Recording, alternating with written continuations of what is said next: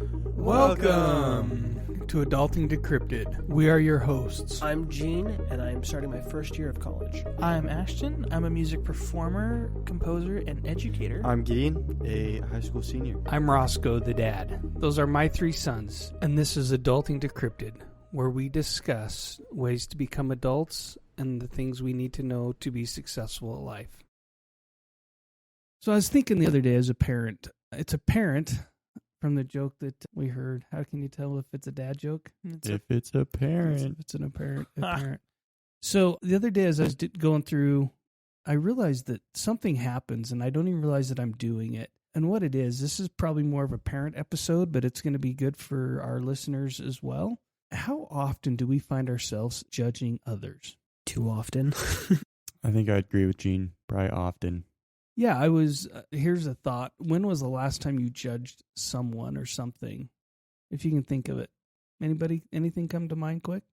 I just judged that guy for driving down the street too fast on his motorcycle. What a jerk. Anybody else? We're talking like bad judging, right? I don't know, just any judgment. As far as a positive judging, one thing I'd say is when I was leaving my apartment today to go shopping, there was a police officer that was looking around, and I was like, oh yeah, sweet, I'm safe, like it's fine. So I wasn't too worried about it. No, that's cool. I hadn't thought of that one, but that's a good point. You made a judgment call, right? But maybe that cop was looking to arrest you. You don't know. Hopefully not. Again. And Ashton said again. I don't know if you heard that or not. I mean, I was a suspect to a crime once, but that was at a Home Depot. Oh, that's right. I forgot about that. I was quickly outruled. That was was that right after you got home from your mission? That was before. When you had the long hippie hair? Yup. And I was wearing a hat. That was the problem. I was wearing a hat. If you're wearing a hat, you're a known hooligan. True. For sure. Yeah. Oh, look at Gideon. That's why Gideon's always sprouting the hat. Sprouting the hat? Sporting the hat. I'm quite the known hooligan. That's the most baseball you've ever looked in your life. I know. I think that's got to be one of our new clips. I'm the most hooligan. Say that hooligan thing again. Stop it right now. Stop it right now. Well, the reason why I thought of judgment is, as I believe as a parent, there's times that I look at you guys and say, oh, if I was them, I would be doing something different, or I'd be acting this way, or I'd try and do this a different way. So I'm kind of taking the judgment more, Gene, maybe as a little bit like reasons we maybe shouldn't, or negative. In Matthew 7, when we learn, judge not that ye be not judged, right? So that would be a Christian version of Christianity's version. I also looked up a couple other things that I thought were pretty interesting. Islam, in the Quran, 49:11, it says, "O you who have believed, let not a people ridicule people, perhaps they may be better than them, nor let woman ridicule woman, perhaps they may be better than them. And do not insult one another, and do not call each other by offensive names." So, I thought of that, and I'm like, that's interesting. And we'll get a couple more scriptures in there as well, Islam, Buddhism, and some Hinduism, just because I think it's quite interesting. But then I thought, why? Why, like modern science, and what is it teaching us about judgment? There's four main things, really, that not judging others can help us do. It promotes empathy and understanding, encourages open-mindedness, reduces stress, and fosters personal growth, are the four key subjects of tonight, to keep it pretty simple. How would judging or not judging, when you refrain from judging others, how does that promote empathy and understanding? Well, first off, what is empathy? We'll give Ashton a second. We'll get the Google definition of empathy. Isn't that how we normally do this? Always. I love it. Empathy is just the ability to understand and share the feelings with somebody or of somebody. And so I think the question being, how does having empathy stop you from judging somebody? Is that what it was? Yeah, it's along those lines, yeah. Well, I think if you're able to understand why someone has done a thing, it stops you from judging for them for making the decision that they did. So having the ability to see their perspective stops you from going, well, you should have done this, because if you truly understand where they're coming from or can empathize with their feelings, you're on their level and you have no reason to judge them because you're on the same page. Yeah, I like that. And I think that's pretty hard sometimes to come from somebody else's perspective. right? And trying to understand where somebody else is at. It's been 25 years since I was 25 years old. It's been 28 years since I've been Gene's age. Has the world changed in the last 25 years? Maybe once or twice. Yeah, I would think so. It's a little bit different of an area. Yep. Major changes, any thoughts? Well, to me at this point, the world just seems like it's always changing. Like, from the time I was in high school to now, it's very different. Because when I was in high school, the world didn't know what COVID was. I like that. That's a big one. Zoom meetings, I don't think were even a thing for anybody. Like, business calls were like a thing, but I rented a truck from Enterprise like last week, and a guy was saying how they used to have meetings once every couple months because the big heads would fly in and they'd have their meeting and sit down. He goes, but now I have to talk to them every week because we have to Zoom meetings. So, like, you get something as simple as that, whereas today, like, AI is a constant conversation rather than a science fiction something or other. There's a lot of different things going on. Well, 25 years ago, I was just graduating with my college degree, and I remember having to do a web assignment, and I had to do dial-up, which I don't even know what a dial-up speed would be, but it would be beep, beep, beep, beep, and then all of a sudden you'd be connected, and the data's going across your telephone line. Super slow. I remember if you ever had to upload something with pictures, you're like, oh, it'd take me hours. How do I click no on the pictures, right? It was still very in the infancy, very in the startup. Talking to people 25 years ago, you made long-distance calls. You don't even know what a long-distance call, right? So to your point, Ashton, dial-up. Gene's down in Cedar City. We're looking at him like he's sitting next to us. We didn't watch worldwide events happen in real time. And these are just some of the real basic things. So when I look, online dating was not a thing, right? Online dating wasn't a thing. There had just started to become like forums and some of those kind of early adopters to that 25 years ago, but it still wasn't very common. I remember Ford, when I started working for them, had a buy a computer program. Like, you would go and build out the specs. It was one of their perks. They had teamed up with a company so that they could help you buy a home computer, which was a big deal. Now, I had one because of Jason and Jeremy. They were always into computers at an early age, and they helped me build one out. And we'd go to the computer shop. We'd drive to the computer shop and say, I want this hard drive. I want this fan. I want this case, memory, all this. And you kind of grabbed all the pieces and built a computer. I wouldn't even know how to do that now, I don't think. I mean, I have no idea either. So It's a puzzle that you can't mess up. So when I come from my place of knowledge and my place of understanding, and I look at you guys and say, oh, why are you doing this or why are you doing that? As a parent, that's very judgmental. And so when I'm able to step back and have more empathy to say, wow, the world has really changed.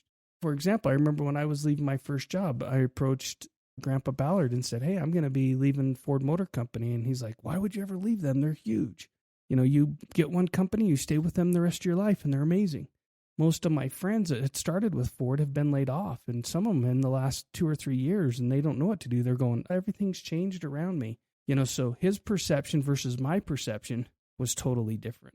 So how can I expect you guys to understand? So I have, with being the adult, we're all adults, but with having more world experience, I need to try harder to have empathy and look through your eyes. I liked, there was a Hindu teaching that talks about detachment. And I like that only because it says, hey, sometimes we have to step back and detach ourselves from somebody else's actions. And then we're not being judged. We're not judging. If I'm not as worried about if I'm detached. And I thought that was kind of an interesting concept, and I needed to understand that a little bit. But I think empathy and understanding is a little bit different in this fact that we're striving to understand where you're coming from. Any more thoughts on that? That provoke any deep aha moments? Yeah, I have a kind of a question for you, Dad. You mentioned that as we grow older, we don't need to be like as judgmental of like, oh, I can't believe you did that. Why would you ever do that? And I'd like to propose the question and ask you how you feel like we can ask the why did you do that in a better, more respectful response. Ask the question part again. I got a little confused. Yeah. How could we phrase the question better instead of like oh, I can't believe you did, like, why would you do that? To, oh, why would you do that? Yeah. Instead of what the heck were you thinking? Can you tell me what you're thinking, or what was your strategy going into that decision? Would that be a better way to ask that question? I think your second one was a better way. Any other thoughts on that? That's a great question. Well, I think the way you say things to people are huge. Always have. Like when I'm teaching, there's always stuff that I want to have happen and things that I want to get done. But like, no one ever likes having someone's will imposed on them. I mean, can't say no one, I guess. But the vast majority of us. Right. But like, if I turned to Gideon and I said to him, "Hey, stand up," he'd probably be like, "Why?" He didn't stand up, just I for did the not listener. stand up, yeah. But the real Slim Shady would have. Exactly. When see Gideon, you're just not the real Slim. I'm sorry. Oh, now he's up. But I want him to stand up because I don't know. But instead of rephrasing, like, "Hey, would you be willing to stand up for a second?" Because that in itself is taking consideration of what he is feeling versus me just saying, step two, two different things. Yeah, I like that. That it is two different things, and it's simply just the way it's verbed, right? Good. The next thing I think that not judging somebody does is it encourages open-mindedness. I think having an open mind definitely promotes an acceptance of diversity. By suspending some judgment, and this is probably pretty valid going into this political season, you might learn from others, even though you might have different beliefs, backgrounds, and lifestyles. I've learned a lot stepping back and trying to be more open-minded. I used to believe that having an open mind let my mind be malleable or changed by somebody else. And I'm finding out that having an open mind helps me to just understand people better. How have you guys seen being open-minded helping you in your personal lives? For me, open-mindedness just means it's not who is right, but what is right. Oh, yeah, you said that the other day. Yeah. I was listening with that, Jake. Jake Strack. Yeah, when you were talking to Jake back in episode 10, I remember you saying this, and I wanted to dig in, but he was there. Can you share some more thoughts on that? Well, yeah. So, like, the life experience that I can put it off of is I teach in an activity called indoor drumline, and it's a very competitive activity, but it's also a very creative activity, one in which you try and produce the best musical, visual, storytelling project you can. And when you make something like that, there's a lot of opinions and mindsets that go into it.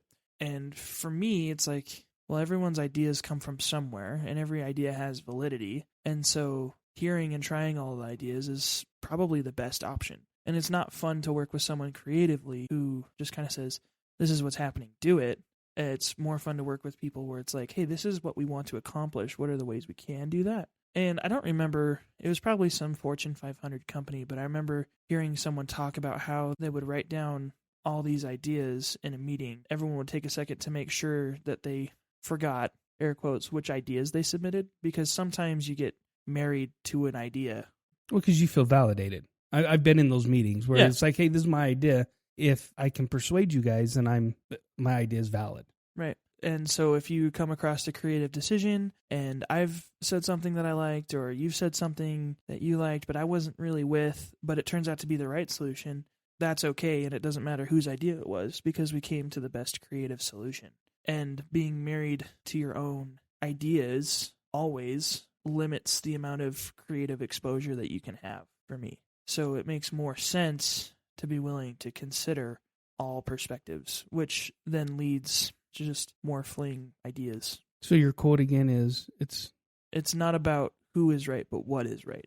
Yeah. Because when you're trying to find out who is right, it becomes a competition. But when you're trying to find out what is right, it becomes collaboration, which is different. Well, and I love that we're talking about that, because that open-mindedness in business, as we've gone to more Zoom meetings and more online and we're not always face-to-face, sometimes we get so married to our ideas, we're like, let's just get this done, and we're losing some of that creativity and some of that uniqueness that makes us special as a group. And that also leads to that diversity. It leads to more of that creativity. As we step back and we're able to listen and understand and to hear, it brings up to the top what's best. Yeah, that's interesting. I would also think that, taking a little bit of a political turn on it a little bit, sometimes we get so invested in a candidate or a person that we have a hard time seeing the ideal that group is pushing is probably still not something that we really believe in. Right. Right? I said right. Yeah. But your right was right, my right was wrong. Sure. Yeah, that's a good point. Okay. So it encourages open-mindedness. Any other advantages of being open-minded for those who have different beliefs or backgrounds?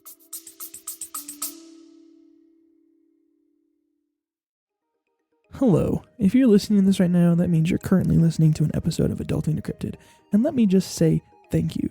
My name's Ashton, one of the hosts of Adulting Decrypted, and I wanted to steal a quick second of your time to do a shameless little plug. If you've listened to our podcast for any sort of time, you know that we talk about a bunch of different stuff all about adulting. Because our goal is to help individuals in this task we call adulting. Now, we have just revamped the way that we do this. If you go to adultingdecrypted.com, you can see all of our episodes sorted out by category.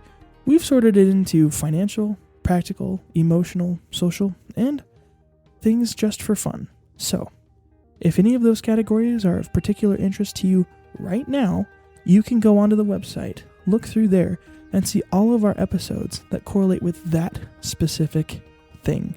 This website's completely free to use. It's just another tool for our listeners to find things that are more important to them now. So, for example, if I was looking at it, I'd scroll through and say, hey, you know what? I want to see what the Adulting Decrypted crew has talked about socially. Well, one of our first episodes, Season 1, Episode 3, How Do I Talk to People? That's where we talked about all about how to talk to people. So if that's something you want right now, you can go find that right now. Also in this one, Season 3, Episode 15, The Power of a Humble Mediator, where we talked to one of my old bosses about his business as a mayor, also as a small theater owner. Some really cool stuff. So, if you're looking for a better way to organize through all your self-help podcasts, try adultingdecrypted.com and enjoy the rest of the episode.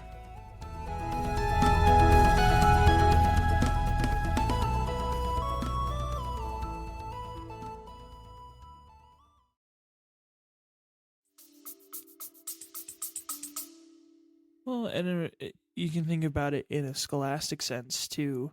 Like, you go to school objectively to learn something from someone. But if you, and I don't know if this happens everywhere, but like I've noticed sometimes in creative spaces that someone goes to learn from someone, for example, how to play better. Sometimes, myself included, you think, no, I already know. Like, a teacher will tell you to do something different than you've ever done it before. And you'll be like, no, I kind of already know what I'm doing. And then all of a sudden it's like, well, then why go to class?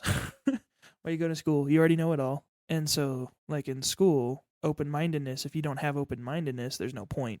Because the whole point with open-mindedness is to gain more information from the outside world. Yeah, I'm on Reddit a lot, interacting with our listener, and it's always interesting to me when I offer advice or a thought, and the other person doesn't respond or says, well, that's not going to work. I'm like, okay, cool. Right. You didn't even try it. You didn't even think about it. You were so quick to say that's not going to work. Right. You know, it's kind of fun. Hinduism, because I mentioned we're going to talk a little bit about that. One of their verses says, you have a right to perform your prescribed duties, but you are not entitled to the fruits of your actions. Never consider yourself to be the cause of the results of your activities, nor be attached to inaction. And I thought that was pretty spot on to what you're just saying, Ashton, where, hey, you can have these ideas, you can do all you can do, but it's not all you. It's not because you're better than somebody else. And I think that's where we come from, a place of judgment is, hey, I know what's right. And I do for me, that's great. March forward. But some people have a different perspective. There's something else that's going on. Something else is shaping their life. Now, as a dad, we can save that part. As a dad, I'm always going to, when you ask, I'll give you my honest opinion of how I see the situation with my wisdom and experience. So I don't want the listener to discredit their parent. However, as a parent, I also ask you to think, has things changed? Do I need to be a little bit more understanding? Do I need to be a little bit more open-minded and have a longer dialogue? Because sometimes understanding where that person at is the hardest part. All right, cool. Yeah, it brings me to a quote that I've heard and I'd like to share here, is that they don't care how much you know until they know how much you care. And I feel like that flows into that respect and that open-mindedness to learn. It has to go both ways. Because if one person already expects that they know the correct solution going into it, nothing's going to change from the conversation. It's not going to do anything. Great observation, Gene. The next one is it reduces stress and conflict. Constantly judging others can create tension and conflict in a relationship. Do you believe that's true, or not? Or where have you seen that come in play? Any thoughts on where? And this one might be hard. I guess I didn't really understand the question. No, that's good.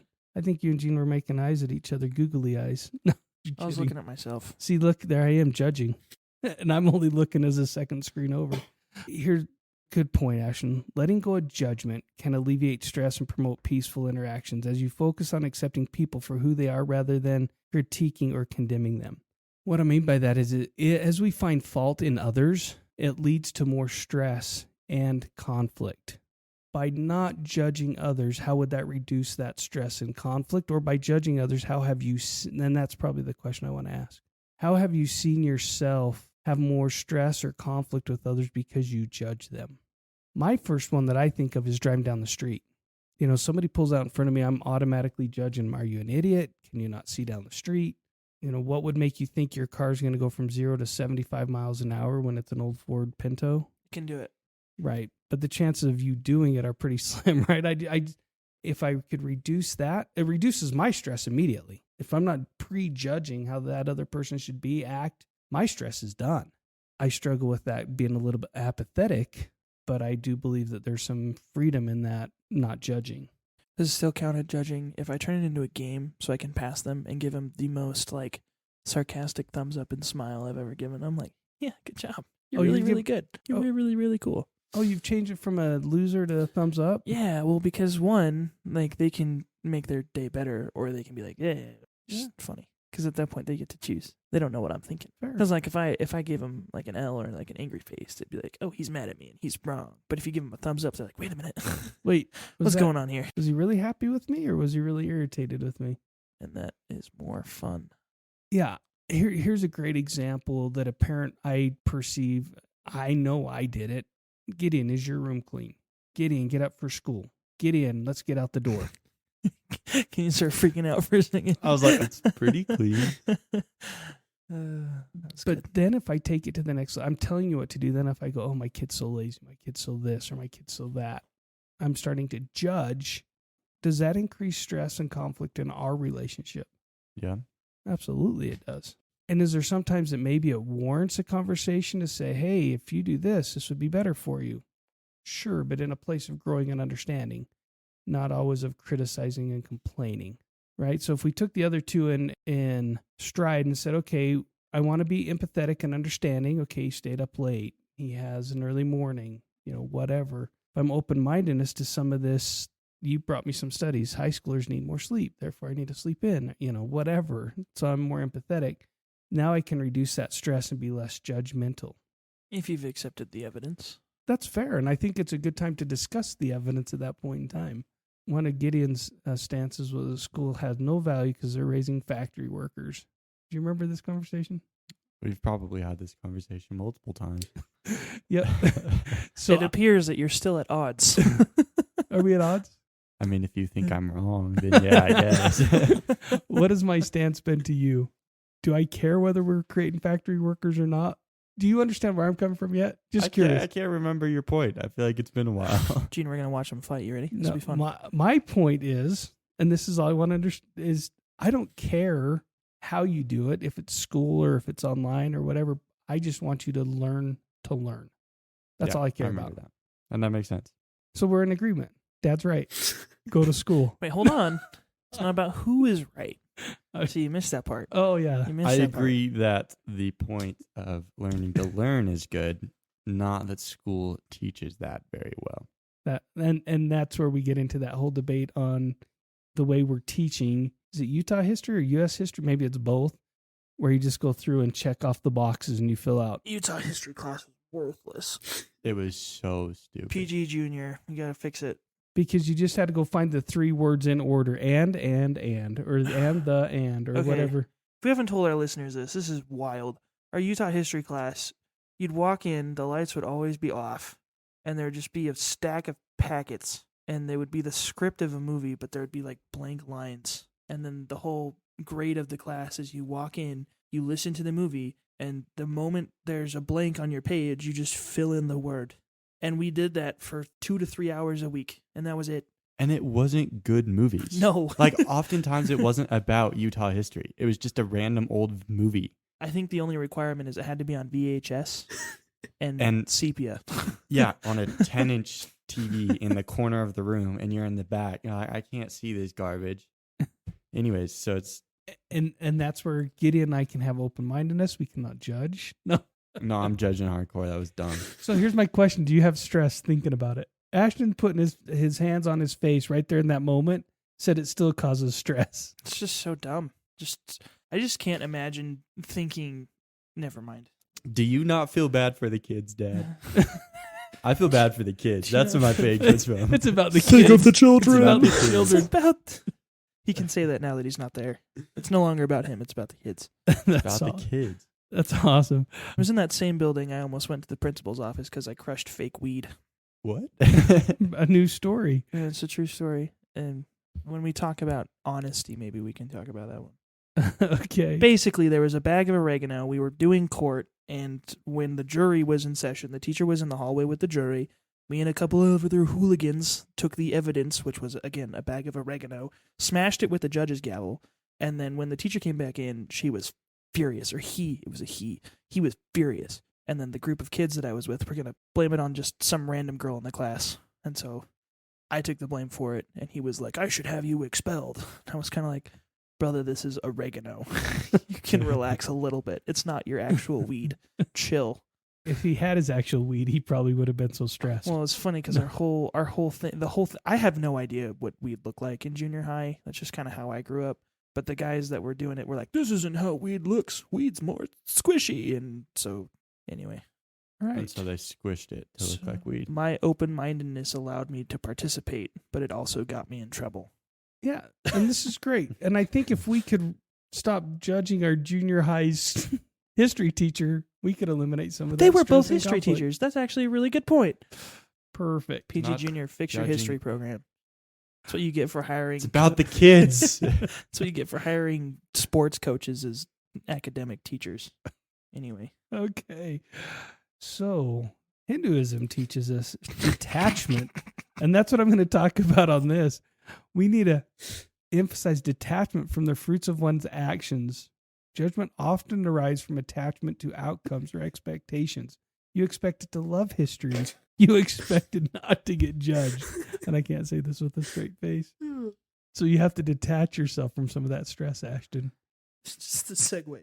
Well, Hinduism. Hinduism. Gene, you'll have to fix that in editing. Good luck. The fourth one, and I think this is the reality for me as a parent that I can work the most on, it fosters personal growth.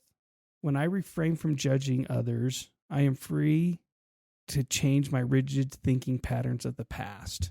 This can allow me to have personal growth and awareness and know what's going on around me. And I think that's part of becoming an adult, is having personal awareness. When you're little, the world revolves around you. Literally, your parents are picking you up, they're feeding you, they're taking care of every whim and need. Then as you grow, you start to do more and more on your own. And at some point in time, you got to start focusing on your own journey of self-improvement. But if I'm so busy judging others, then I'm probably worried that they're judging me. That's a great thought, Dad. And it reminded me of another quote, but this one was there's two ways to build the tallest tower in a city. Option number one, you build the tallest tower in the city. You just keep building it until it's the tallest tower. But the other option is you knock down all the other buildings until yours becomes the tallest. And then do you take their bricks or do you just... No. Well, I mean, second one is surefire. I do like that, Gene. And it forces us to think internally instead of externally, right? Because if I'm thinking externally, I'm always knocking down somebody else's tower. And that's really what I'm doing by judging others. If I would stop and say, okay, let me build and work on my own tower, on my own sturdiness. And you know what? If I was smart, I'd turn to the guy who's building also a tall tower and try and build a relationship and say, hey, how are you getting that support set up? And then I'm trying to get and learn and grow and develop by learning from others, by being open-minded. So really the four stages are promote empathy and understanding, encourage open-mindedness, reduces stress, and fosters personal growth. And I think there's a reason why we've been taught these, and they're taught in all the different religions, is because if we really took them to heart, we would have a more unified and a better society, the less we spent time judging others and spent that time working on oneself and looking inward. I would like to challenge the parents that listen to this to strive to understand where your kids are coming from. Try to be more empathetic. Try to be open-minded. It's hard. And then realize that just because your son or daughter does something that you wouldn't have done doesn't mean it's a bad decision, right? It's actually pretty good. How many times did I tell you to quit marching band in junior high because you felt like people were picking on you? Probably too many times. And you kept pushing through and you're like, Dad, this is what I want to do. I'm like, cool. You would have hated it. It would have been a horrible decision for you. Maybe. I don't know. Are you glad you kept doing marching band? Yeah. Did you learn something from all those different experiences where you were forced down a different path? Yeah, I think so. Yeah, I definitely think so. I know so. It was one I used for inspiration forever. I had it up on my wall when I was going through a hard time at a job. I'm like, Ashton, in a marching band. And somebody goes, what's that about? And I said, oh, it's just a fun story. Yeah. But I had to remind myself even though I didn't see the consequence of what my boss was doing, it was helping me grow. Right? Gideon being able to do so many different activities instead of saying, Gideon, you should just stay with soccer. You're really good at soccer. And people go, why is Gideon leaving? I'm like, don't judge him. I'm not going to judge him. Right? So there's all these times that we've looked at it and said, the less we judge our children, the better off they have a chance to find their own way and develop their own core competencies, strengths. So I'd like to challenge our listeners and invite them to be more conscious about how you are judging and maybe some of the ways that you may be doing it, and to more consciously avoid it. And if you have experiences or struggles, or this has brought to light some of the things that you have been dealing with, we'd love to hear about it on our many different social media platforms. Gideon, what all do we have? So we have a subreddit group. We have Facebook, Instagram. Just DM us on there, and we'd love to share. And we can even share it on this podcast. All your different experiences if you want us to. Or if you need help, we can always offer up our thoughts. Thank you. Thank you for listening to this week's episode of Adulting Decrypted. We really enjoyed having this week's conversation, and we hope you did as well. If you ever want to comment on the topics, you can send us a message to our website, adultingdecrypted.com, our email, adultingdecrypted@gmail.com, or through our Instagram, Facebook, and LinkedIn accounts at Adulting Decrypted. If you have any topics for the show that you would like us to talk about, or if you are a parent and want us to talk about something your kids should know, send us a message on any of the accounts mentioned. If you would like to be a guest or have an idea for someone you think we should have on our show, feel free to send us an email detailing your thoughts to adultingdecrypted@gmail.com. Adulting is teamwork. We have merch. If you want to show off your Adulting Decrypted pride, check out our website, adultingdecrypted.com, or our partner website with shop.spreadshirt.com/adulting-decrypted. Lastly, if you enjoyed the show, please consider supporting us on our Patreon at Adulting Decrypted.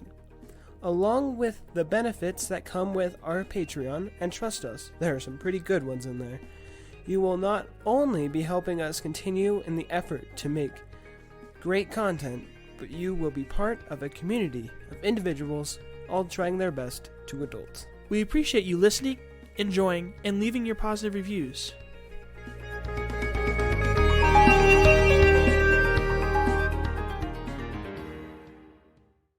All right. Ash, you want to kill that one? Thank you for listening to this week's episode of Adulting Decrypted. We really enjoyed having this week's conversation, and we hope you did as well.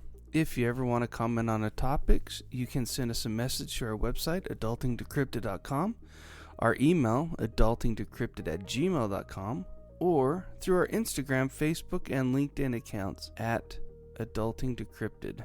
If you have any topics for the show that you would like us to talk about, or if you are a parent and want us to talk about something your kids should know, send us a message on any of the accounts mentioned. If you would like to be a guest or have an idea for someone you think we should have on our show, feel free to send us an email detailing your thoughts to adultingdecrypted@gmail.com. Adulting is teamwork. We have merch. If you want to show off your Adulting Decrypted pride, check out our website, adultingdecrypted.com, or our partner website with shop.spreadshirt.com/adulting-decrypted. Lastly, if you enjoyed the show, please consider supporting us on our Patreon at Adulting Decrypted. Along with the benefits that come with our Patreon, and trust us, there are some pretty good ones in there, you will not only be helping us continue in the effort to make great content, but you will be part of a community of individuals all trying their best to adult. We appreciate you listening, enjoying, and leaving your positive reviews. Now, the special song from Gene and Gideon.